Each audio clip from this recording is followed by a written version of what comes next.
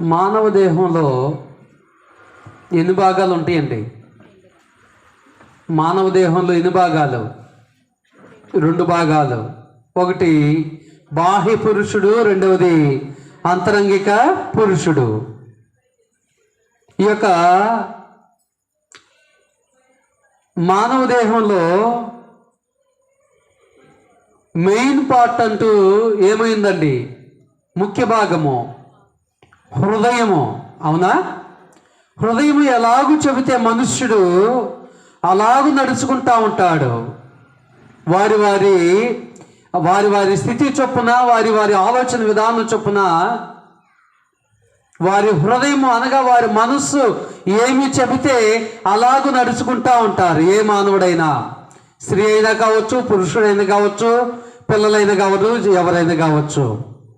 ఇదంతా కూడాను క్రీస్తుని ఎరగక మునుపు మన హృదయంలో మనకు ఎలాంటి తలంపు కలిగితే అలాగూ మనము ముందుకు వెళ్తూ ఉంటాము.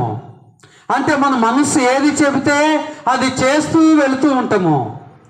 ఇదంతా కూడా మనము క్రీస్తుని ఎరగక మునుపు. మరి క్రీస్తుని ఎరిగిన తర్వాత,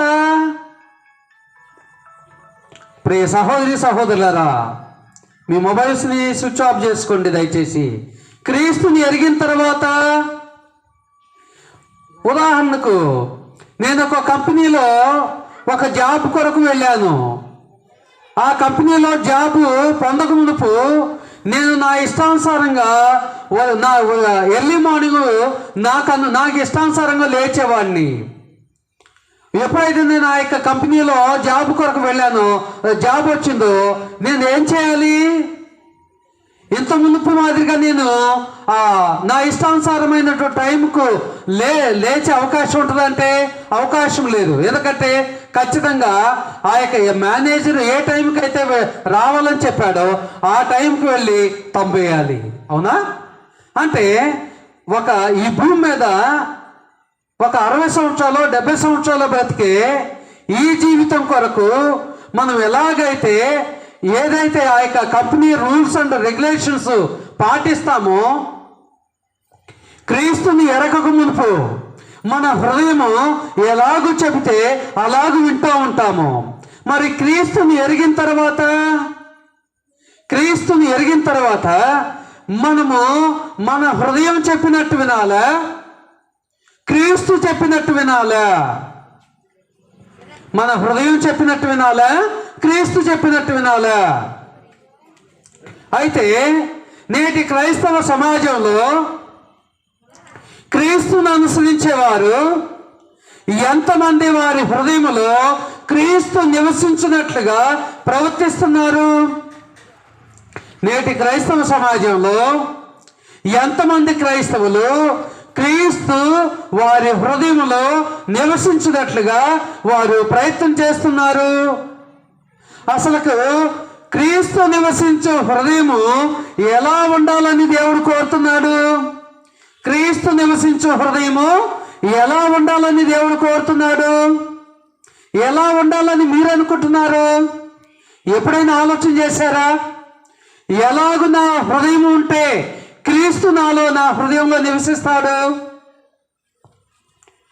ఇంత ముందే మనం పాట పాడుకున్నాం. ఓ నేస్తమా, ప్రియ నేస్తమా, నీ హృదయము ప్రభువుకి ఇవ్వాలా? ఎవరికి ఇవ్వాలి? ఎవరికి ఇస్తున్నావు నువ్వు?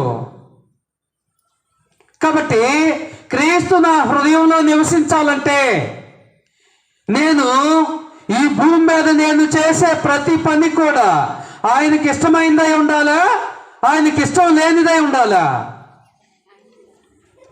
ఈ భూమి మీద నేను ఒక కంపెనీలో ఒక ఎంప్లాయీగా జాయిన్ అయ్యాను.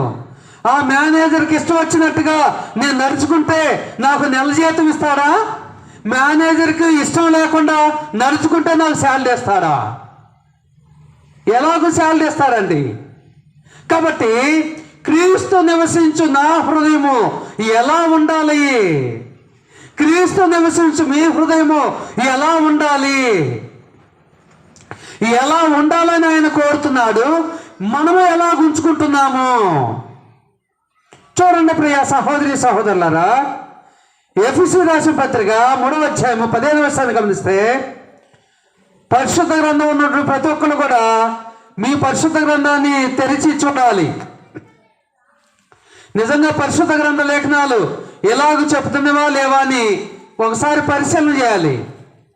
చదవగలిగిన సహోదరులు ఎవరైనా ఉంటే పెద్దగా చదవాల్సిందిగా ప్రేమతో తెలియజేస్తున్నాను.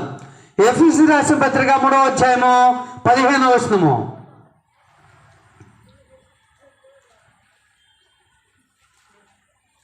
ఎఫెసీ రాసిన పత్రిక 3వ అధ్యాయము 15వ వచనము.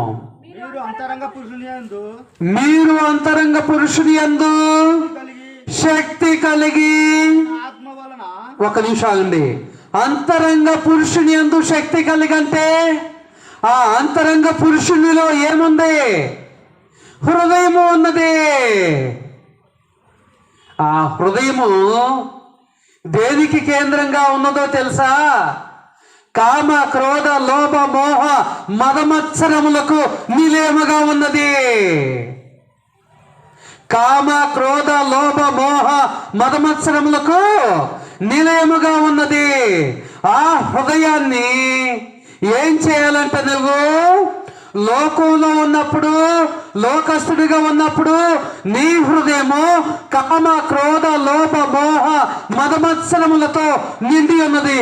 కానీ క్రీస్తు ఎరిగిన తర్వాత నా హృదయము వాటికి దూరంగా ఉండాలా, దగ్గరగా ఉండాలా? మరి నేటి క్రైస్తవుల హృదయాలు వాటికి దూరంగా ఉంటుందా, దగ్గరగా ఉంటుందా? కాబట్టి నా యొక్క అంతరంగిక పురుషుడు దినదినము శక్తి కలిగి ఉండాలంటే నేను ఏం చేయాలి? క్రీస్తుకు అనుగుణంగా నడుచుకోవాలా, క్రీస్తు వ్యతిరేకంగా నడుచుకోవాలా? ఒకసారి ఆలోచన చేయండి. అదే ఇక్కడ మాట్లాడుతున్నాడు ఎఫెసీ పట్టణ సంఘానికి పౌలు గారు రాస్తూ ఏమని మాట్లాడుతున్నాడు? మీరు అంతరంగ పురుషుని యందు శక్తి కలిగి ఆయన ఆత్మ వల్ల బలపరచబడినట్లుగాను క్రీస్తు మీ హృదయములలో విశ్వాసము ద్వారా నివసించినట్లుగాను. ఎట్లాగంట? క్రీస్తు మీ హృదయములలో విశ్వాసము ద్వారా నివసించినట్లుగాను. ఎలాగ నివసిస్తాడంట? విశ్వాసము ద్వారా మాత్రమే. మనకు అవసరం వచ్చినప్పుడు దేవుడా అని, అవసరం లేనప్పుడు వేరే రకంగా ప్రవర్తిస్తే ఆయన మనలో నివసించడు. అంటే మన జీవితంలో కష్టం వచ్చినా, నష్టం వచ్చినా, బాధ వచ్చినా, ఇరుకొచ్చినా, ఇబ్బంది వచ్చినా ఒకే రకమైన మనస్సును కలిగి ఉండాలి. ఏ మనస్సును కలిగి ఉండాలి? నేను అనుసరించే దేవుడు నాకు సహాయకుడుగా ఉంటాడు అనే మనస్సును మనం కలిగి ఉండాలా, అవసరం లేదా? కాబట్టి అప్పుడే క్రీస్తు మన హృదయంలో నివసిస్తాడు. అప్పుడే క్రీస్తు మన హృదయంలో నివసిస్తాడు. ఆ తర్వాత తన మహిమైశ్వర్యము చొప్పున మీకు దయచేయవలనని మీరు దేవుని సంపూర్ణతందు పూర్ణులగునట్లుగా. ఎలాగుండాలంటండి? పూర్ణులగునట్లుగా. పూర్ణులు అవటం అంటే మన హృదయాన్ని క్రీస్తుకు పూర్తిగా ఆ యొక్క సమర్పించుకోవాలంట. నీ హృదయమును దేవునికి సమర్పించుకోవాలి. సమర్పించుకోగలుగుతున్నావా ప్రియ సహోదరి సహోదరుడా? నీ హృదయాన్ని సమర్పించుకోగలుగుతున్నావా? ఈ లోక వ్యసనాల కొరకు సమర్పించుకుంటున్నావా? ఈ లోక భోగ భాగ్యాల కొరకు సమర్పించుకుంటున్నావా? ఈ లోక బంధుత్వాల కొరకు సమర్పించుకుంటున్నావా? ఆలోచన చేసుకో ప్రియ సహోదరి సహోదరుడా. క్రీస్తునందు మనందరం కూడా, ఆయనను అనుసరించే ప్రతి ఒక్కరు కూడా సంపూర్ణులు కావాలని ఆయన కోరుతున్నాడు. ఎలా కావాలని? సంపూర్ణులు కావాలని ఆయన కోరుతున్నాడు. 4వ అధ్యాయం, ఇదే 4వ అధ్యాయము 11వ వచనం ద్వారా ఇదే మాట్లాడుతున్నాడు. ఎఫెసీ పత్రిక 4వ అధ్యాయం 11వ వచనం చూడండి. మనమందరం విశ్వాస విషయంలోను దేవుని కుమారుని గురించిన జ్ఞానం విషయంలోను ఏకత్వము పొంది సంపూర్ణ పురుషుల మగ వరకు, అనగా క్రీస్తునకు కలిగిన సంపూర్ణతకు సమానమైన సంపూర్ణత కలవార మగ వరకు. కాబట్టి నేటి క్రైస్తవ సమాజంలో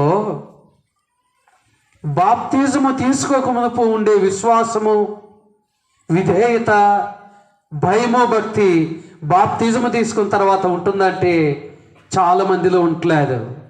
ఏ కారణము? వాళ్ళు ఏమనుకుంటున్నారంటే బాప్తిజము తీసుకోగానే మేము ప్రలోకానికి ఎక్కిపోయాము అనే భ్రమలో బ్రతుకుతూ ఉన్నారు. కానీ బాప్తిజము తీసుకున్న తర్వాత మనం మరణించేలోపు కొన్ని సంవత్సరాల జీవితం ఉన్నది. ఆ సంవత్సరాల జీవితాన్ని దేవుడు నీకు నాకు ఎందుకు అనుగ్రహించాడంటే క్రీస్తు వలె సమానమైన సంపూర్ణతను సాధించాలని మనకు దేవుడు అనుగ్రహించాడు. మరి ఆ సమానమైన సంపూర్ణతను సాధించడానికి పూర్తిగా నీ హృదయాన్ని ఆయనకు సమర్పిస్తున్నావా?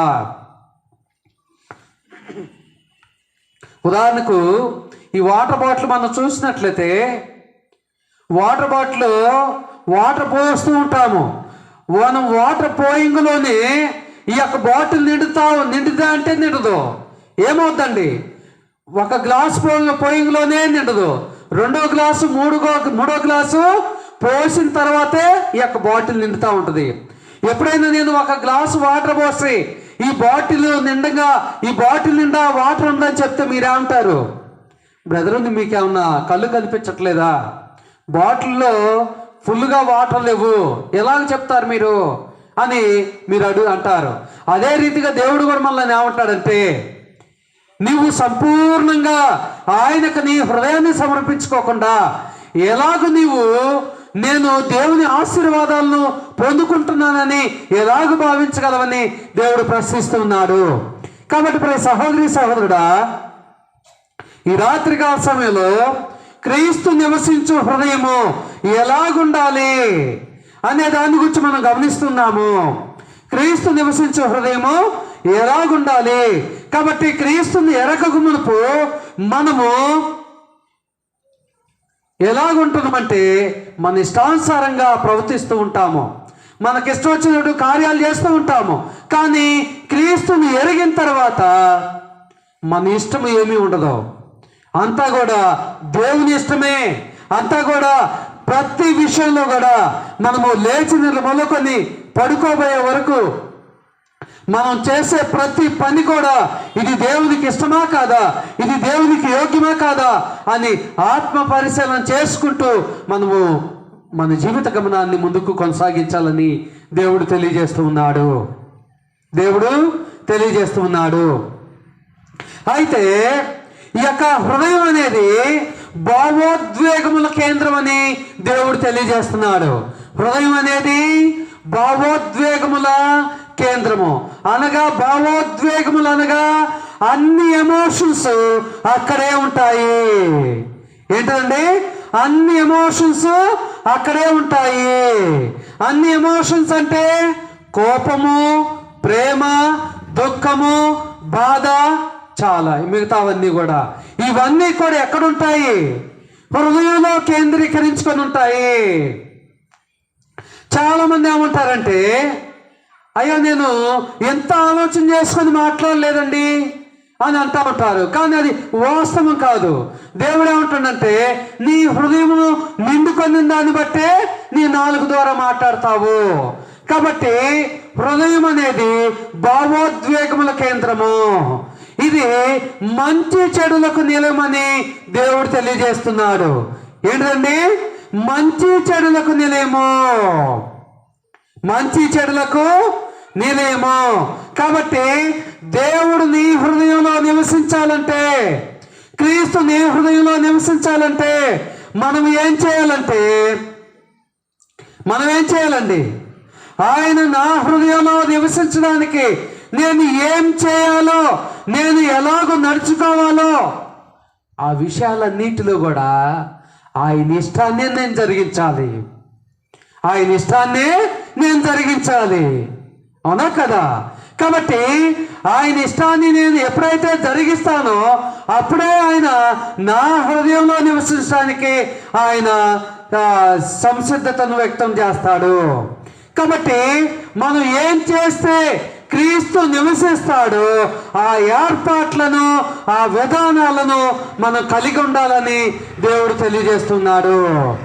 కాబట్టి మత్తయి సువార్త 12వ అధ్యాయము 35వ వచనాన్ని ఒకసారి గమనిస్తే, మత్తయి సువార్త 12వ అధ్యాయము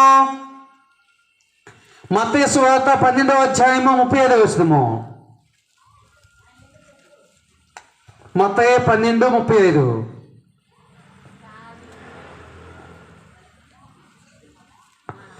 సజ్జనుడు తన మంచి ధన నిధిలో నుండి సద్విషయములను తెచ్చును, దుర్జనుడు తన చెడ్డ ధన నిధిలో నుండి దుర్విషయములను తెచ్చును. కాబట్టి ప్రియ సహోదరి సహోదరుడా, దేవుడేం తెలియజేస్తున్నాడంటే, హృదయములో నువ్వు మంచి విషయాలు మాట్లాడినా చెడ్డ విషయాలు మాట్లాడినా ఏ విషయాలు మాట్లాడినా కూడా హృదయం నుండే వస్తాయి. మంచి విషయాలు మాట్లాడినప్పుడు హృదయం నుండి వస్తాయి, చెడ్డ విషయాలు మాట్లాడినప్పుడు మరొక చోట నుండి వస్తాయని చెప్తే అది యోగ్యకరమైంది కాదని దేవుడు తెలియజేస్తున్నాడు. ఎందుకంటే హృదయం అనేది మంచి చెడులకు నిలయంగా ఉంటుందని దేవుడు తెలియజేస్తున్నాడు. ఇంకా అది నిండిన దాన్ని బట్టే మాట్లాడతామని దేవుడు తెలియజేస్తున్నాడు. ఏది నిండిన దాన్ని బట్టి? హృదయం నిండిన దాన్ని బట్టే మనం మాట్లాడతాము. వాస్తవా కాదా? అన్ఎక్స్పెక్టెడ్గా అనుకోకుండా మనం ఏమి మాట్లాడలేము.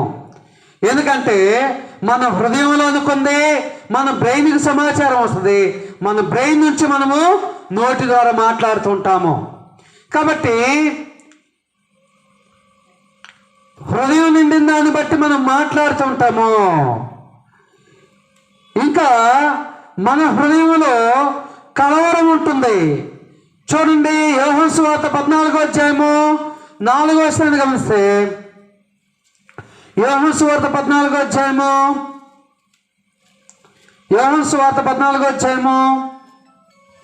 1వ వచనము.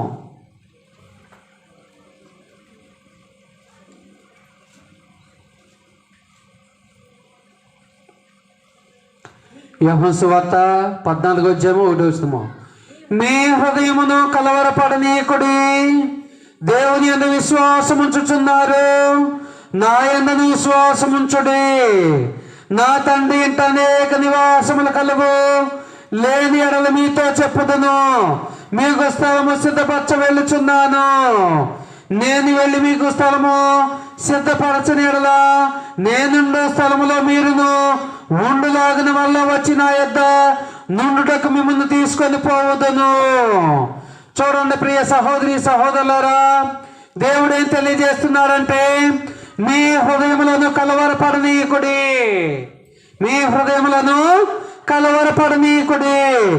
ఎప్పుడు మన హృదయాలను కలవరపడనిస్తాము? ఎప్పుడు మన హృదయము కలవరానికి గురవుతుందండి? ఎంత విశ్వాసం అయితే మనలో ఉండాలో అంత విశ్వాసం లేకపోతే మన హృదయము కలవరానికి గురవుతుంది. మన హృదయము కలవరానికి గురవుతుంది.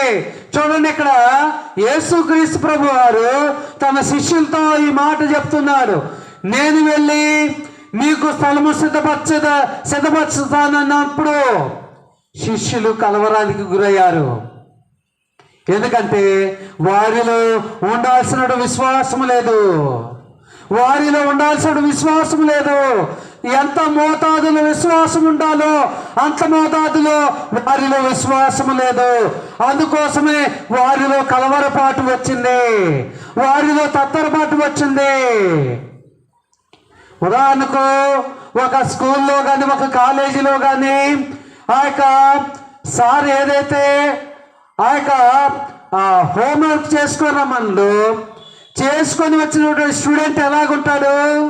ధైర్యంగా ఉంటాడు.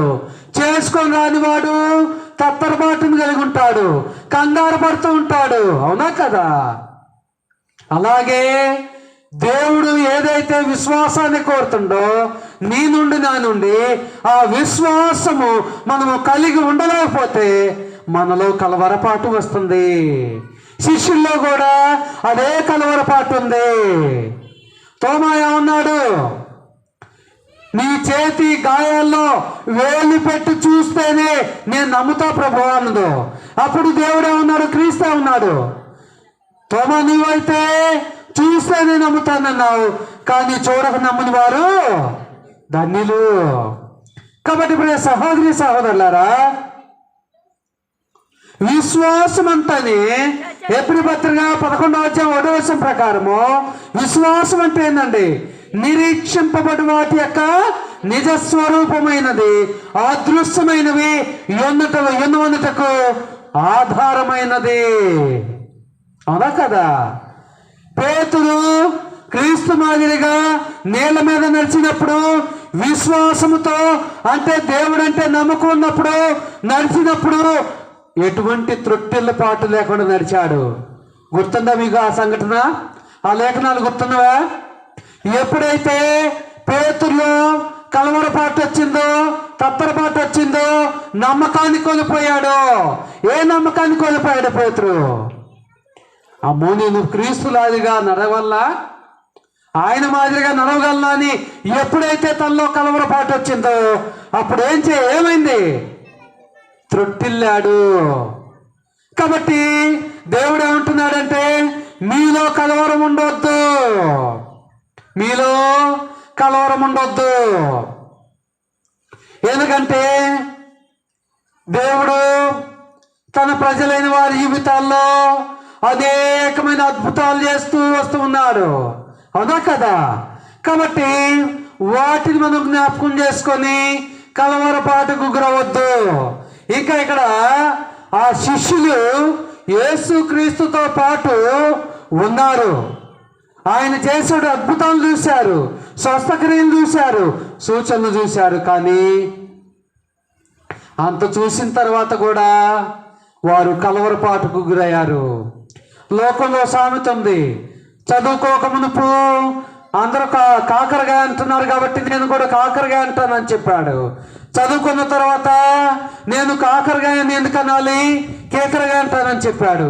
కాబట్టి విశ్వాసం అభివృద్ధి చెందే కొద్దీ, ఆత్మ సంబంధంగా బలపడే కొద్దీ మనము ఏం కలిగి ఉండాలి? బలమైన విశ్వాసాన్ని కలిగి ఉండాలి, బలమైన నమ్మికను కలిగి ఉండాలి. అందుకోసమే దేవుడు ఏమంటున్నాడంటే, ఆయన యందు విశ్వాసం ఉంచాలి. నీలో కలవరపాటు ఉండకుండా ఉండాలంటే క్రీస్తు యందు నువ్వు విశ్వాసం ఉంచాలి. చూడండి, మత్తయి సువార్త 9వ అధ్యాయం 22వ వచనాన్ని గమనించండి. మత్తయి సువార్త 9వ అధ్యాయము 22వ వచనాన్ని గమనించండి. చూడండి, ఇక్కడ రక్తస్రావం గల స్త్రీ స్వస్థపరిచినటువంటి సందర్భం. యేసు వెనుకకు తిరిగి ఆమెను చూచి, కుమారి ధైర్యముగా ఉండుము, నీ విశ్వాసము నిన్ను బాగుపరచునని చెప్పగా. ఏం చెప్పాడంటండి? కుమారి ధైర్యముగా ఉండుము, నీ విశ్వాసము నిన్ను బాగుపరచని చెప్పగా ఆ గడియ నుండి ఆ స్త్రీ బాగుపడెను. కాబట్టి ఇప్పుడు సహోదరి సహోదరుడా, ఆయన ఎవరిని స్వస్థపరిచినా కూడా, ఎవరిని బాగు చేసినా కూడా ఏమన్నాడు? నీ ధనం కావాలన్నాడా? మీ ఆస్తి కావాలన్నాడా? మీ ఐశ్వర్యం కావాలన్నాడా? నేను బాగు చేయదనన్న విశ్వాసము నీకు ఉన్నదా? నేను బాగు చేస్తానన్న నమ్మకం నీకు ఉన్నదా లేదా అని అడిగింది. అవునా కదండి? రక్తస్రావం గల స్త్రీయే కావచ్చు, అవునా కదా? ఆ తర్వాత శతాధిపతి కుమార్తె కావచ్చు, శతాధిపతి దాసులే కావచ్చు, యాయిరు కుమార్తె కావచ్చు, ఎవరైనా కావచ్చు, అవునా కదా? కాబట్టి నాలో ఎంత విశ్వాసం అయితే ఉండాలో అంత విశ్వాసం ఉంటే నేను త్రుట్టిల్లను. ఈ యొక్క బాటిల్లో నిండాగా వాటర్ ఉంటే ఎటువంటి గాలి వచ్చినా ఆ యొక్క బాటిల్ తొణకదు. బాటిల్లో నిండాగా వాటర్ లేకపోతే కొద్ది గాలి వస్తేనే బాటిల్ కింద పడిపోతుంది. కాబట్టి మన హృదయంలో కలవరపాటు పడకుండా ఉండాలంటే మనం ఏం కలిగి ఉండాలి? విశ్వాసమును కలిగి ఉండాలి. ఆ విశ్వాసం అనేది మనం అనుకునే విశ్వాసంగా ఉండాలా, దేవుడు కోరుకున్న విశ్వాసంగా ఉండాలా? ఏమండి, దేవుడు కోరుకున్న విశ్వాసం ఉండాలా, మనం కోరుకున్న విశ్వాసంగా ఉండాలా? దేవుడు కోరుకున్న విశ్వాసాన్ని నువ్వు కలిగి ఉంటే ఖచ్చితంగా నీలో కలవరపాటు అనేది ఉండదు, నీలో తత్తరపాటు అనేది ఉండదు. కాబట్టి ప్రియ సహోదరి సహోదరుడా, ఒకసారి ఆలోచన కలిగి ఉండాలి. మన హృదయంలో క్రీస్తు నివసించటకు మనము ఏమి చేయాలి? ఇప్పటివరకు మనము హృదయము భావోద్వేగముల కేంద్రమని గ్రహించున్నాము. అయితే క్రీస్తు మన హృదయంలో నివసించాలంటే మనం చేయవలసినటువంటి కొన్ని విషయాలు ఉన్నవి. అవి ఏమై ఉన్నవంటే, క్రీస్తును ప్రభువుగా మన హృదయంలో ప్రతిష్ఠించాలి. క్రీస్తును ప్రభువుగా మన హృదయంలో ప్రతిష్ఠించాలి. ప్రభు అనగా అర్థమైందండి? ప్రభు అనగా అర్థమైందండి? అధికారి. ఎవరండి? అధికారి. చూడండి, 1 పేతురు పత్రిక 3వ అధ్యాయం 15వ వచనాన్ని గమనించండి. నిజంగా లేఖనాలు అలాగున్నవా లేవని పరిశీలన చేయండి ప్రతి ఒక్కరూ. 1 పేతురు 3వ అధ్యాయం 15వ వచనము. దయచేసి చదవగలిగిన వారు ఎవరైనా ఉంటే కొద్దిగా అందరికి వినపడినట్లుగా చదవండి. చదవండి అమ్మా. మీలో ఉన్న నిరీక్షణను గూర్చి మిమ్మును హేతువాడుగు ప్రతి వానికిని సాత్వికముతోను భయముతోను సమాధానము చెప్పుటకు ఎల్లప్పుడూ సిద్ధముగా ఉండి మీ హృదయములందు క్రీస్తును ప్రభువుగా ప్రతిష్ఠించుడి. అప్పుడు మీరు దేని విషయమై దుర్మార్గులని దూషింపబడుదురో దాని విషయమై క్రీస్తునందున మీ సత్ప్రవర్తన మీద అపనింద వేయువారు సిగ్గుపడుదురు. చాలు. మన హృదయములలో ఎవరిని ప్రభువుగా ప్రతిష్ఠించుకోవాలి? క్రీస్తును ప్రభువుగా ప్రతిష్ఠించుకోవాలి. ప్రతిష్ఠించుకోవటం అంటే అర్థం ఏందండి? ప్రతిష్ఠించుట, ప్రతిష్ఠ చేయటానికి అర్థం ఏందండి? మళ్ళా కదిలింపబడదు. అవునా కదా? అయితే ప్రభువుగా మనము ప్రతిష్ఠించుకుంటున్నాము. ఎప్పటి వరకు? ఆయన్ని తెలుసుకొని బాప్తిజం తీసుకునే వరకు. బాప్తిజం తీసుకున్న తర్వాత మళ్ళా చాలా మంది ఏమవుతున్నారు? లోకంలో కలిసిపోతున్నారు. మద్యాన్ని పానం చేసేవారిగా, అన్యాయం చేసేవారిగా, మోసం చేసేవారిగా, అబద్ధాలు ఆడేవారిగా ఉంటున్నారు. ఎందుకొరకు? ఏమైంది? వాళ్ళలో లోపం ఏంటంటే, వాళ్ళు మొదటగా దేవుని మార్గంలోకి వచ్చినప్పుడు ప్రభువుగా వారి హృదయాల్లో ప్రతిష్ఠించుకుంటున్నారు. కానీ కాలక్రమేణా వారు ప్రభువుని వారి హృదయాల్లో స్థిరంగా ప్రతిష్ఠించుకోవట్లేదు. అవునా కదా? ప్రతిష్ఠించుకుంటే మన హృదయంలో క్రీస్తుని ప్రతిష్ఠించుకుంటే మోసానికి దూరంగా ఉంటాము, అన్యాయానికి దూరంగా ఉంటాము, వ్యభిచారానికి దూరంగా ఉంటాము, అబద్ధాలాడటానికి దూరంగా ఉంటాము. కానీ నేటి క్రైస్తవ సమాజం ఉంటే మనము వీటికి ఎంతమంది దూరంగా ఉండడానికి ప్రయత్నం చేస్తున్నారు? ఎంతమంది దూరంగా ఉండాలని అనుకుంటున్నారు? అది దేవుని ఆజ్ఞని ఎంతమంది భావిస్తున్నారు? ఎంతమంది భావిస్తున్నారండి?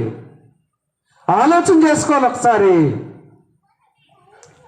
ప్రభువుగా మన హృదయంలో ప్రతిష్ఠించుకోవాలంటే క్రీస్తుకు నీ హృదయంలో ప్రభు స్థానం ఉన్నదా? ఏ స్థానము? ప్రభు స్థానము. మనము లేచినది మొదలుకొని పడుకోబోయే వరకు మనం చేసే ప్రతి పని కూడా ఏమని ఆలోచన చేసుకోవాలి? ఏమని ఆలోచన చేసుకోవాలండి? నేను వెళ్ళే ఈ పని, నేను చేసే ఈ పని దేవునికి యోగ్యకరమేనా?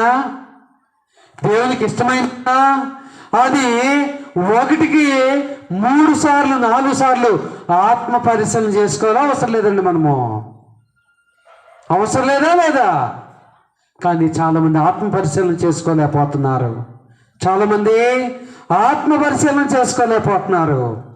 కానీ ప్రియ సహోదరి సోదరుడా, క్రీస్తు మన హృదయంలో నివసించినట్లుగా చేయాలంటే ఆయనైతే అందరి హృదయాల్లో నివసించడానికి ఆయన సిద్ధపాటును కలిగి ఉన్నాడు. కానీ ఆహ్వానించే నీలోనే లోపం ఉన్నది. నువ్వు ఆయనను మనస్ఫూర్తిగా ఆహ్వానిస్తున్నావా? నీ హృదయంలో ఆయన నివసించడానికి సిద్ధంగా ఉన్నాడు.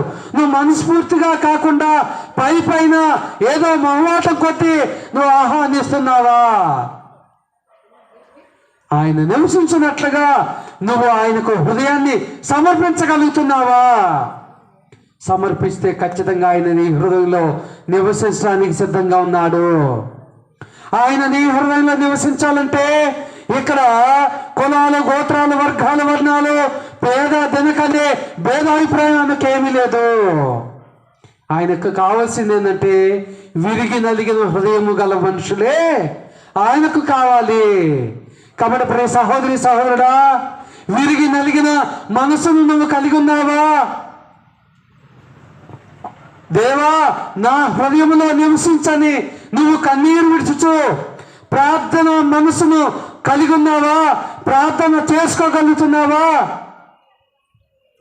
ఆలోచన చేసుకోవాలి.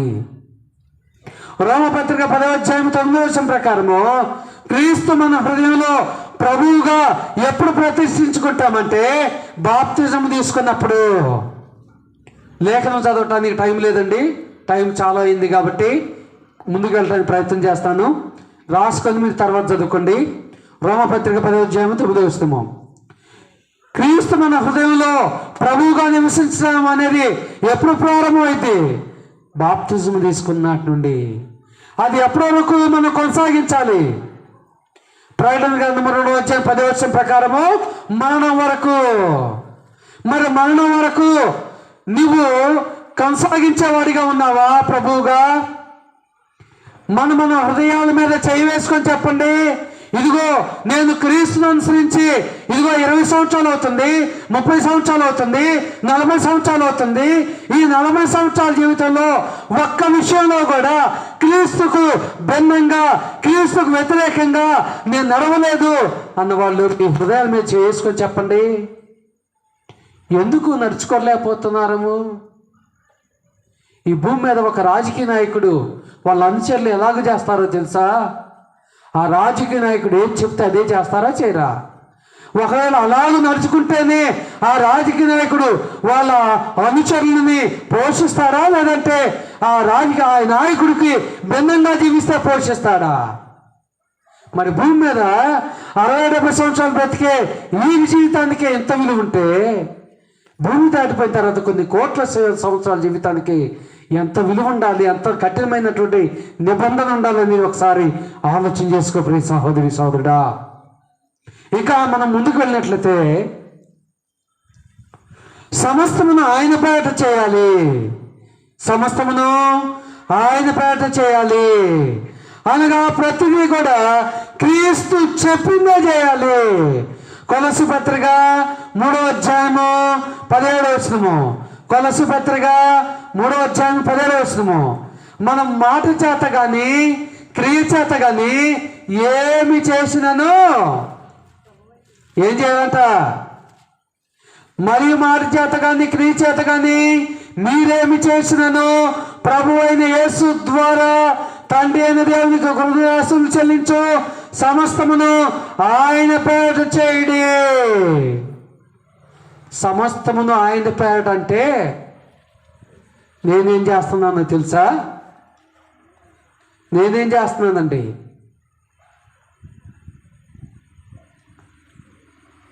ఇంట్లో ప్రార్థన చేసుకొని బయలుదేరా, ఎదురుగా పిల్లి వచ్చింది, ఏం చేస్తున్నా? మళ్ళీ వెనక్కిపోయి నా గృహంలో ఒక 5 నిమిషాలు కూర్చొని మరలా బయలుదేరుతున్నా. నిజంగా సమస్తమును ఆయన పేరట చేసినట్లా? నేను ఇంట్లో ఒక రకంగా ఉంటున్నా, బయటకు వచ్చిన తర్వాత ఒక రకంగా ఉంటున్నా. సమస్తమును ఆయన పేట అంటే ఏంది? ఆదివారం మందిరంలో ఎలాగైతే ఉంటున్నావో, నువ్వు చేసే ఉద్యోగంలో కానీ, వ్యాపారంలో కానీ, పనిమాటల్లో కానీ, నీ బంధువుల దగ్గర కానీ, స్నేహితుల దగ్గర కానీ, ఎక్కడ ఉన్నాను ఎవరికి ఇష్టంగా ఉండాలి? ఎల్లప్పుడూ ఒకే మనసును కలిగి ఉండాలి. ఎల్లప్పుడూ ఆయన పేట చేయాలి.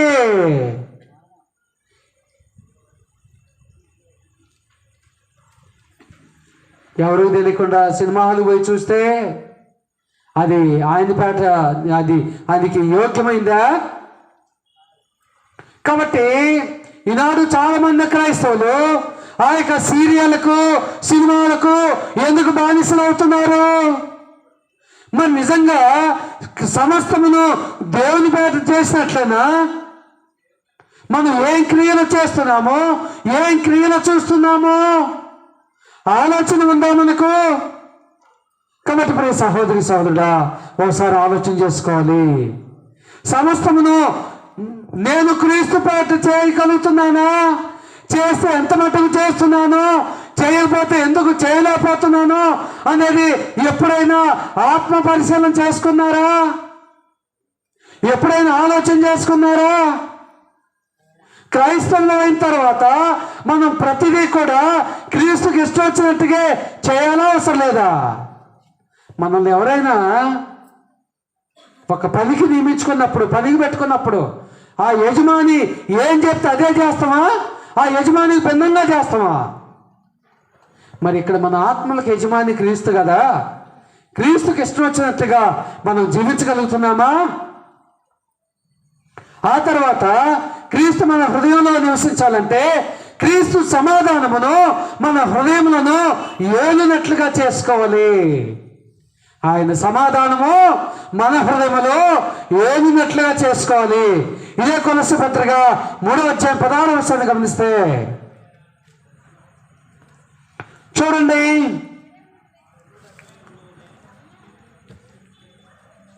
మధ్య భాగం నుంచి గమనిస్తే, మీ హృదయములలో దేవుని గురించి గానము చేయొచ్చు, సమస్త విధములైన జ్ఞానముతో క్రీస్తు వాక్యం మీలో సమృద్ధిగా నివసింపనీయుడి. కాబట్టి ప్రియ సహోదరి సహోదరులారా, క్రీస్తు సమాధానము నా హృదయంలో ఉంటే, క్రీస్తు సమాధానము నా హృదయంలో నివసిస్తే నా హృదయంలో కక్షలకు చోటు ఉన్నదో ఉంటుందా? నా హృదయంలో పగలకు చోటు ఉంటుందా? క్రైస్తవులు పగబెట్టుకునే వారిగా ఉండాలా? ప్రేమ కలిగిన వారిగా ఉండాలా? క్రైస్తవులకు అసూయ ఉండవచ్చా? క్రైస్తవులకు అన్యాయం చేసే మనసు ఉండవచ్చా? మనం అనుసరించే దేవుడు ప్రేమాస్వరూపి ఆయన. కాబట్టి ఆయన మనస్సును మనము కలిగి ఉంటే, ఆయన హృదయము మన హృదయంలో ఆయన నివసించినట్లుగా మనం గనుక మన హృదయాన్ని ఆయన సమర్పిస్తే, కక్షలు, కార్పణ్యాలు, పగలు మన హృదయంలో ఉండకూడదు. ఎవరైనా మనకు అన్యాయం చేసినా క్షమించే గుణాన్ని కలిగి ఉండాలి. యేసుక్రీస్తు ప్రభువారు కల్వరి శిలువలో ఉన్నాడు, తండ్రి వీరేమి చేస్తున్నారు, వీరెరగరు కనుక వీరిని క్షమించుము. అవునా కదా? మరి ఆయనను అనుసరించే నీకు నాకు, మనకు ద్రోహం చేసిన వాళ్ళకి అలాగూ వారిని క్షమించే గుణం మనలో ఉంటుందా? క్రైస్తవుల్లో ఉంటుందా? లేదంటే చిన్న చిన్న విషయాలకు మన పొరుగు వారి మీద గొడవలు పెట్టుకునే వారిగా ఉంటున్నామా? చిన్న చిన్న విషయాల్లోనే మన పొరుగు వారిని నిందించే వారిగా ఉంటున్నామా? సహోదరి సహోదరుడా, ఈ రాత్రికాల సమయంలో ఈ సువార్తికుడి ద్వారా దేవుడు నీతో మాట్లాడుతున్నాడు వాక్యం ద్వారా. క్రీస్తు హృదయము మీలో నివసిస్తే మీలో కక్షలు ఉండకూడదు, మీలో పగ ఉండకూడదు, మీలో ద్వేషం ఉండకూడదు. మన పగవాళ్లను, నీ పగవాడిని సహితము ప్రేమించే మనసు నీకుండాలి. నీ పగవాడిని సహితము ప్రేమించే మనసు నీకుండాలి. అప్పుడు మాత్రమే క్రీస్తు నీలో నివసిస్తాడు. అప్పుడు మాత్రమే క్రీస్తు నీలో నివసిస్తాడు. 2 కొరింథీ 13వ అధ్యాయం ద్వారా దేవుడు ఏం తెలియజేస్తున్నాడు? ప్రేమ కలిగి ఉండుటకు ప్రయాసపడాలి. ప్రయాసపడాలా అవసరం లేదా? ప్రయాసపడాలా అవసరం లేదండి. కాబట్టి ఆ ప్రయాస నీలో ఉన్నదా? క్రీస్తు నీ హృదయంలో నివసించినట్లుగా ఆయన ప్రేమను నువ్వు కలిగి ఉండటానికి ప్రయాసపడుతున్నావా ప్రియ సహోదరి సహోదరుడా? ఆ తర్వాత దేవుడు మన హృదయాన్ని నివసించాలంటే మన హృదయాన్ని ప్రభు వైపుకు తిప్పుకోవాలి. మన హృదయాన్ని ఎవరి వైపు తిప్పుకోవాలి? ప్రభు వైపుకు తిప్పుకోవాలి. 2 కొరింథీ 3వ అధ్యాయం 10వ వచనాన్ని గమనిస్తే, 2 కొరింథీ 3వ అధ్యాయము 15వ వచనాన్ని గమనిస్తే, చదవగలిగిన వారు చదవండి. 2 కొరింథీ 3:15 నేటి వరకును చదవండి. మోషే గ్రంథము వారు చదువునప్పుడల్లా ముసుకు వారి హృదయముల మీదనున్నది గాని వారి హృదయము ప్రభువు వైపునకు ఎప్పుడు తిరుగునో అప్పుడు ముసుగు తీసివేయబడును. కాబట్టి మన హృదయం ఎప్పుడైతే ప్రభువు వైపు తిరుగునో అప్పుడు మన ముసుగు తీసివేయబడుతుంది. ముసుగు అంటే చాలామంది క్రైస్తవుల అభిప్రాయం ఏంటంటే మందిరానికి వెళ్ళినప్పుడే మనం పరిశుద్ధంగా ఉండాలి, మందిరం బయటకు వచ్చిన తర్వాత మళ్ళా సోమవారం నుండి శనివారం వరకు మన ఇష్టానుసారంగా జీవిస్తే ఏమవుతుందిలే అనుకుంటున్నారు. కానీ నటించేవాడిగా ఉండకూడదు. 3 గంటలు ప్రభు వైపుకు మన హృదయం తిప్పుకొని మిగతా సమయంలో నా ఇష్టానుసారంగా నేను త్రాగుతాను, అన్యాయం చేస్తానంటే కుదరదు. ఎప్పుడు కూడా ఒకే మనస్సును కలిగి ఉండాలి. ఎప్పుడు కూడా ఒకే మనస్సును కలిగి ఉండాలి. మనకు అన్యాయం చేసే అవకాశం వచ్చినా కూడా, మోసం చేసే అవకాశం వచ్చినా కూడా మోసం చేయాలా, దానికి దూరంగా ఉండాలా? ఏమండి, నాకైతే మోసం చేసే ఆ యొక్క మనసు అయితే లేదు, కానీ ఇదిగోండి పలానా వాళ్ళు ప్రోత్సహించారంటే కుదరదండి. నువ్వు క్రీస్తు దేవుని ప్రోత్సాహం చేతే ఉండాలి, అంతేగాని ఈ లోకంలో ఏ మనుషుని యొక్క ప్రోత్సాహం చేత నువ్వు బ్రతకూడదు. కాబట్టి ప్రియ సహోదరి సహోదరుడా, నువ్వు ఎవరి ప్రోత్సాహం చేత బ్రతుకుతున్నావు అనేది ఒకసారి ఆలోచన చేసుకోవాలి. మందిరంలో ఉన్నప్పుడే నీవు ప్రభు వైపుకు నీ హృదయాన్ని తిప్పుతున్నావా? మందిరంలో ఉన్నప్పుడే ఓ దేవా నేను పాపిని క్షమించంటున్నావా? మందిరం బయటకు వచ్చిన తర్వాత మరలా యథాస్థితిలో ఉంటున్నావా? జాగ్రత్త ప్రియ సహోదరి సహోదరుడా, దేవుడు చూస్తున్నాడు. నువ్వు చేసే ఆయనకు విరోధమైన ప్రతి కార్యాన్ని ఆయన చూస్తున్నాడు. తీర్పు నాడు లెక్క ఉంది, జాగ్రత్త. కాబట్టి నేను యేసుక్రీస్తుని వెంబడించి 10 సంవత్సరాలు అవుతుంది, 30 సంవత్సరాలు అవుతుంది, కానీ నేను అన్ని విషయాల్లో క్రీస్తుని వెంబడించను, అన్ని విషయాల్లో ప్రభు వైపుకు నా మనసు తిప్పుకోనంటే దేవుడు దాన్ని సహించేవాడిగా ఉండట్లేదు ప్రియ దేవుని పిల్లారా. కాబట్టి మనందరం కూడా ఆత్మ పరిశీలన చేసుకోవాలి. కాబట్టి ఎప్పటివరకు క్రీస్తు మన హృదయంలో నివసించాలంటే ఏం చేయాలో మనం తెలుసుకున్నాము. ఏం చేయాలండి? ఏం చేయాలో గుర్తుందా మీకు? ఏం గమనించాము? మొదటిగా ప్రభువుగా మన హృదయంలో ప్రతిష్ఠించుకోవాలి. రెండవదిగా సమస్తమును ఆయన పేట చేయాలి. మూడవదిగా క్రీస్తు సమాధానము మన హృదయంలో ఏలనీయాలి. ఎందుకంటే మన ఆలోచనలేమో సినిమాలు సీరియల్ చూడాలని ఉంటుంది, అవునా? అదే దేవుని మనసుది కలిగి ఉంటే మన ఆత్మేమో ఏం కోరుతుంది? ఆయన నామాన్ని కనపరచమని కోరుతుంది. మరి శరీర కోరికలకు నువ్వు లోనవుతున్నావా? ఆత్మ కోరికను నువ్వు తీర్చుకోవడానికి ప్రయత్నం చేస్తున్నావా? ఆ తర్వాత మన హృదయాన్ని ప్రభు వైపుకు తిప్పుకోవాలి. ఇప్పుడు మనము క్రీస్తు నివసించాలంటే మనం తీసుకోవాల్సిన జాగ్రత్తలు కొన్ని ఉన్నాయి. దేవుడు నివసించాలంటే తీసుకోవాల్సిన జాగ్రత్తలు కొన్ని ఉన్నాయి. ఆ జాగ్రత్తలు గమనించి మనము ముగించుకోవడానికి ప్రయత్నం చేద్దండి.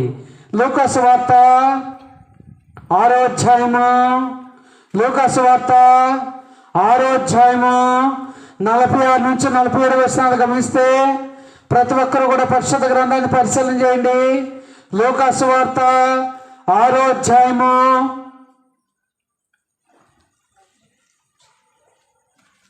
6వ అధ్యాయము 46 నుంచి 47 వచనాలు. చదవగలిగిన వారు ఎవరైనా ఉంటే చదవండి. నేను చెప్పు మాటల ప్రకారము చేయక. ఇక్కడ ఎవరెవరితో మాట్లాడుతున్నాడు?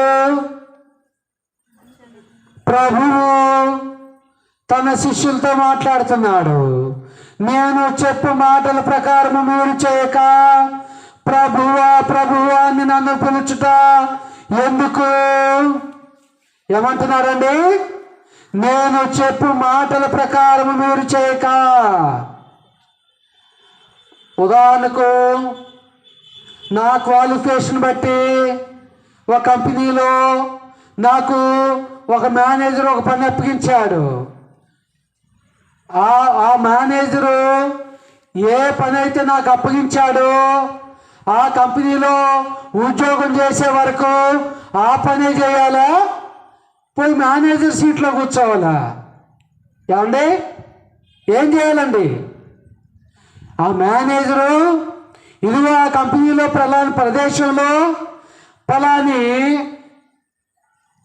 దానిలో నువ్వు ఉండాలని చెప్తాడు. ఇదిగో ఈ పని నువ్వు చేయాలని చెప్తాడు. అప్పుడు నేనేం చేయాలి? అలాగూ చేయకుండా ఆయన మేనేజర్ నాకు అప్పగించోటి ఆ బాధ్యత ఉంది కాకుండా రోజుకో చోట కంపెనీలో పనిచేస్తున్నా మేనేజర్ ఏం చేస్తారంటే తీసివేస్తారు. అవునా? వాస్తవంగా ఉదాహరణకు నన్ను ఒక సెక్యూరిటీ గార్డుగా నియమించిండండి. గేట్ దగ్గరే ఉండాలా, పోయి మేనేజర్ సీట్లో కూర్చోవాలా? అవునా? అంటే ఎవరి పరిధిలో వాళ్ళు ఉండాలి. అవునా కదా? ఇక్కడ కూడా దేవుడు ఏం చెప్పాడండి? లోకానికి వెళ్ళి ఏం ప్రకటించమన్నాడు దేవుడు? ఏమండి, లోకానికి వెళ్ళి ఏం ప్రకటించమన్నాడు? మొదలు కొరింది 15వ అధ్యాయము 3వ వచనము చదువుకోండి, ఒకసారి రాసుకోండి. ఆ లేఖనాలను ఇంటికి వెళ్ళిన తర్వాత చదువుకోండి. లేఖనాల ప్రకారము క్రీస్తు నీ కొరకు చనిపోయాడు, మరణం చెందాడు. లేఖనాల ప్రకారము సమాధి చేయబడ్డాడు. లేఖనాల ప్రకారము తిరిగి లేపబడ్డాడు. ఈ విషయం తెలియని వారి వద్దకు వెళ్ళి ఇదిగో దేవుడు నీ కొరకు మరణం చెందాడు, సమాధి చేయబడ్డాడు, తిరిగి లేపబడ్డాడని ప్రకటించమని చెప్పి క్రైస్తవులుగా మార్చమంటే నేడు చాలామంది క్రైస్తవులు ఏం చేస్తున్నారు? దేవుని నమ్ముకొని నువ్వు 2 అంతస్తులు కడతావు, దేవుని నమ్ముకొని నువ్వు ఉద్యోగాన్ని సంపాదిస్తావు, దేవుని నమ్ముకొని నీ రోగాలు పోతాయి, దేవుని నమ్ముకొని నీ కుటుంబ సమస్యలు పోతాయి, దేవుని నమ్ముకొని నీ అనారోగ్య సమస్యలు పోతాయి. ఇవి కాదు, వీటి కొరకు కాదు దేవుని నమ్ముకునేది. దేవుడు ఏం చెప్పాడు, మనం ఏం చెప్తున్నాము? అవునా కదా? అంటే దేవుని యొద్దకు మనం వచ్చేది మన కుటుంబ సమస్యలు పోగొట్టుకోవడానికా? మనకు ఆర్థిక ఇబ్బందులు బాగోపోతే ఆర్థికంగా బలపడటానికా? 2 అంతస్తులు మేడేయటానికా? ఎందుకండి? అదే మత్తయి సువార్త 7వ అధ్యాయము 21వ వచనం నుంచి గమనించండి ఒకసారి. మత్తయి సువార్త 7వ అధ్యాయము 21 నుంచి గమనించండి. ప్రతి ఒక్కరు కూడా లేఖనాలను రాసుకోండి. ఇంటికి వెళ్ళిన తర్వాత నేను చెప్పిన లేఖనాలు అలాగున్నవా లేవని పరిశీలన చేయండి.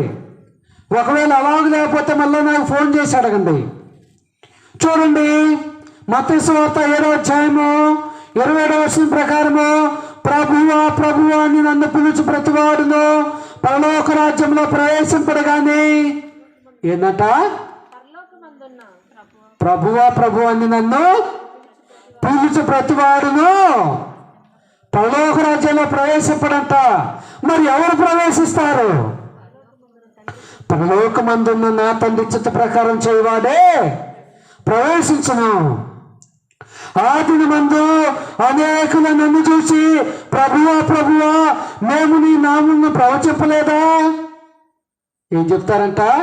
అయ్యా, మీ వాక్యాన్ని అనేక చోట ప్రకటించాం కయ్యా అని చెప్తారంట. ఇప్పుడు నేను ప్రకటించినా, ఈ భూమి మీద ఎవరు ప్రకటించినా, కొన్ని వేల లక్షల సంవత్సరాల క్రితం క్రీస్తు ప్రభు భూమి మీద ప్రకటించిన విషయాన్ని ఈవేళ నేను ఒక ట్రైనింగ్ సెంటర్కి వెళ్ళి నేర్చుకొని బోధిస్తున్నా. అవునా? కాబట్టి ఈ బోధ దేవునిది. ఇంకేమంటారు?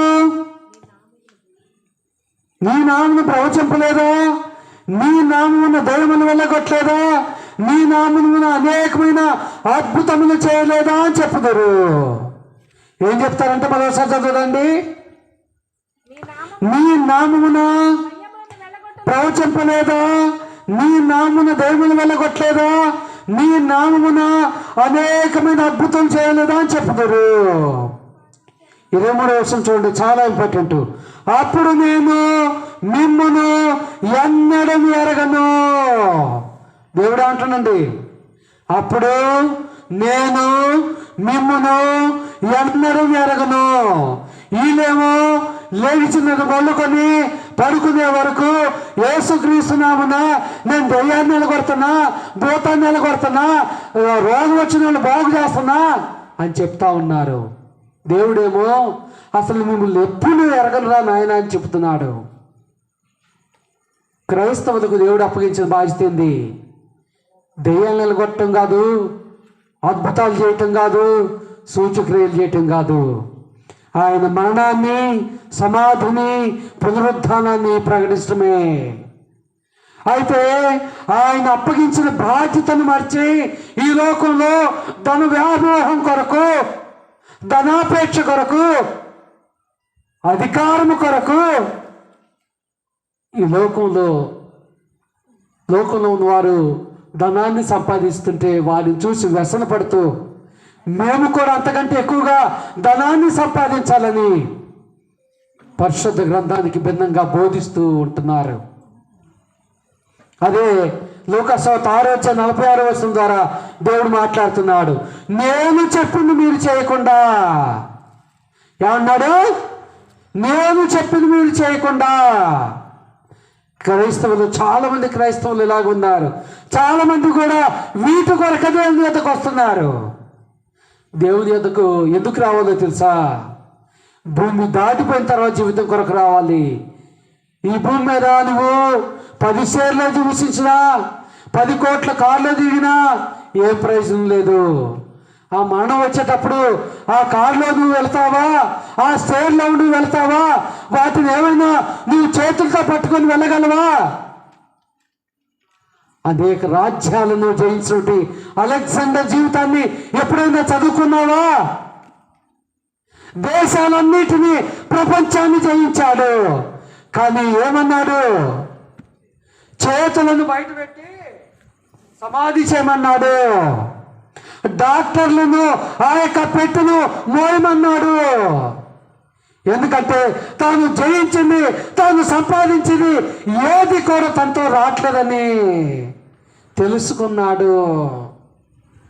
మరి ఈనాడు క్రీస్తును అనుసరించే నీవు యేసుక్రీస్తు ప్రభువారు నివసించడానికి ఎన్ని బిల్డింగ్లు పెట్టుకున్నాడు ఆయన? ఏ కారులో తిరిగాడు ఆయన? ఏ సూట్ వేసుకున్నాడు ఆయన? ఆయన కంటే గొప్పవారు మనం. మరి ఇవాళ భూమి మీద ఆయన ఏం చెప్పమన్నాడో అది చెప్పకుండా మనం ఎందుకు భిన్నంగా ప్రవర్తిస్తున్నామనేది ఒకసారి ఆత్మపరిశీలన చేసుకోవాలి. ప్రియ సహోదరి సోదరుడా, మళ్ళీసారి రండి. లూకాసు 6:6 నేను చెప్పే మాటల ప్రకారము మీరు చేయక ప్రభువా ప్రభువా అని నన్ను పిలుచుట ఎందుకు? నా ఎత్తుకు వచ్చి నా మాటలు విని వాటి చొప్పున చేయి ప్రతివాడును. ఏంటంటే మళ్ళీ ఒకసారి చదవండి, నాకు అర్థం కాదు ఇక్కడ. నా ఎత్తుకు వచ్చి నా మాటలు విని వాటి చొప్పున చేయు ప్రతివాడును. చాలా మంది ఆయన వద్దకు వస్తున్నారు, ఆయన మాటలు వింటున్నారు, కానీ వాటి ప్రకారం చేయట్లే. ఎంతమంది క్రైస్తవులు మీ హృదయాల మీద చేయి వేసుకొని చెప్పండి. ఎంతమంది ఇదిగో నేను ఈ భూమి మీద గృహాన్ని కట్టుకోవడానికి క్రీస్తు నమ్ముకోలేదు, మా బిడ్డల ఉద్యోగం కొరకు క్రీస్తు నమ్ముకోలేదు, లేదంటే నాకు అనారోగ్యత, నాకు మంచి ఆరోగ్యం కొరకు క్రీస్తు నమ్ముకోలేదు అన్నవాళ్ళు మీ హృదయమే చేవేసుకొని చెప్పండి. చాలామంది కూడా ఈ లోక భోగ భాగ్యాల కొరకే క్రీస్తు వద్దకు వస్తున్నారు. క్రీస్తు అందుకొరకు రమ్మని చెప్పట్లేదు, అందుకొరకు రమ్మని చెప్పట్లేదు. నువ్వు పరలోకం కొరకు వస్తే భూమి మీద అన్నీ ఇస్తాడు, భూమి మీద వాటి కొరకేస్తే భూమి మీద ఉండదు, పరలోకంలో ఉండదు. ఇవి పరలోకం ఉండాలన్నా, భూమి మీద సమస్తమైనవి దేవుడు నీకు అనుగ్రహించాలన్నా క్రీస్తు నీ హృదయంలో నివసించినట్లుగా నువ్వు నీ హృదయాన్ని ఆయనకు సమర్పించాలి, నీ హృదయాన్ని ఆయనకు సమర్పించాలి. కాబట్టి ప్రియ సహోదరి సహోదరుడా, ఒకసారి ఆలోచన చేసుకోవాలి. మళ్ళీ ఒకసారి 6వ అధ్యాయము 46 చూడండి.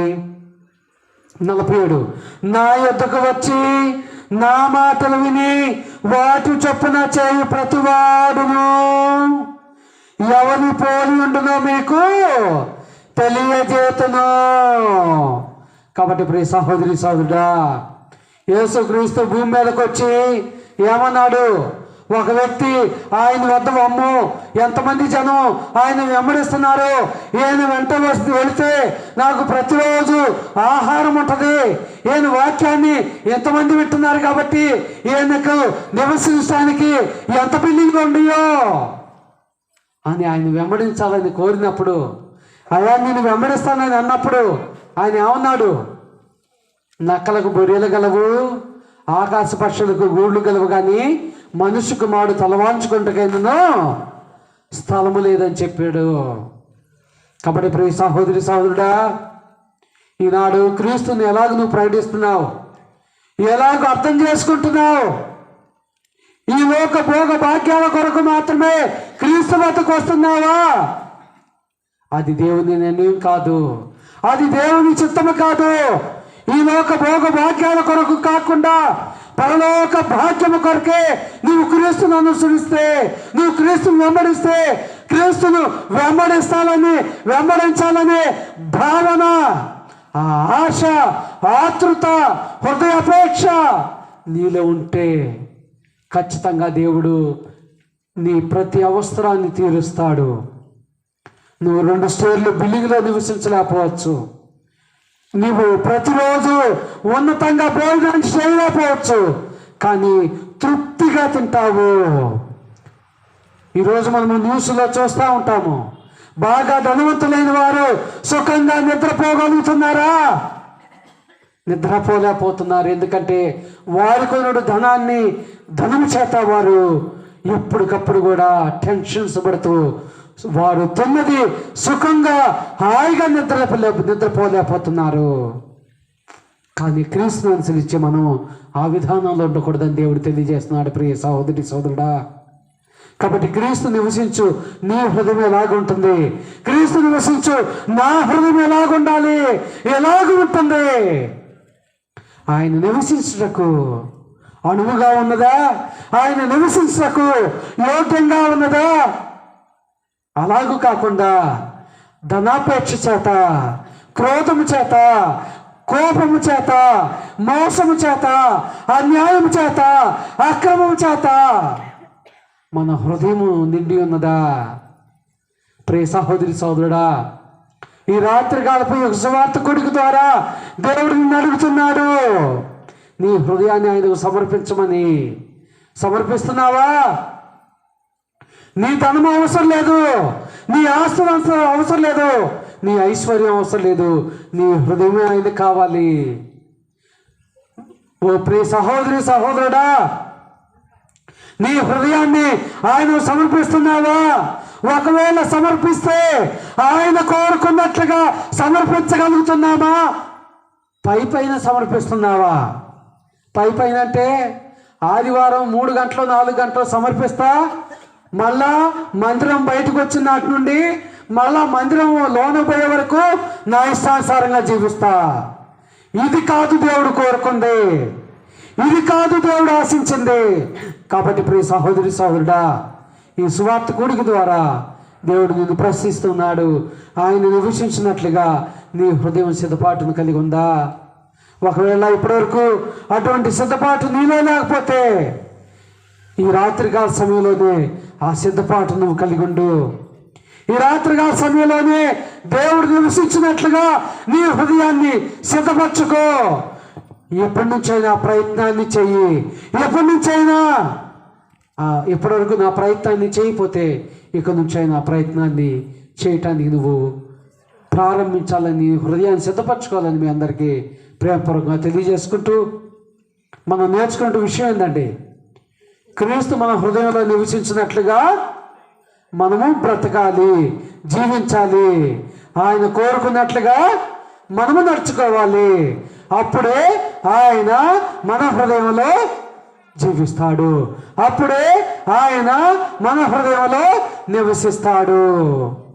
కాబట్టి ఆయన మన హృదయంలో నివసించినట్లుగా మనందరూ కూడా ప్రయత్నం చేయాలని, ఆయనకి ఇష్టం వచ్చినట్లుగా జీవించుకోవాలని, ఆయనకి ఇష్టం వచ్చినట్లుగా నడుచుకోవాలని మీ అందరికీ ప్రేమపూర్వకంగా తెలియజేసుకుంటూ, ఎప్పటివరకు శ్రద్ధతో ఓపికతో కూర్చొని విన్నట్లు మీ అందరికీ ప్రభు పేట వందనాలు తెలియజేస్తున్నాను. మీ అందరూ కూడా ఒక విషయంలో క్షమించాలి. 9 గంటలకల్లా ముగిద్దామని తలంపుతో అనుకున్నాం, కానీ ప్రారంభించినవి 8 గంటలకు ప్రారంభించాము. కాబట్టి టైము 9:10గా వచ్చింది. కాబట్టి అందరూ కూడా లేట్ అయినందుకు క్షమించండి. అదే రీతిగా ముగింపు ప్రార్థన చేసుకొని ఈ యొక్క సువార్త కూడికని ముగిద్దండి. దయచేసి అందరూ కూడా తల వంచినట్లయితే ముగింపు ప్రార్థన చేసుకొని కూడికని ముగిద్దండి.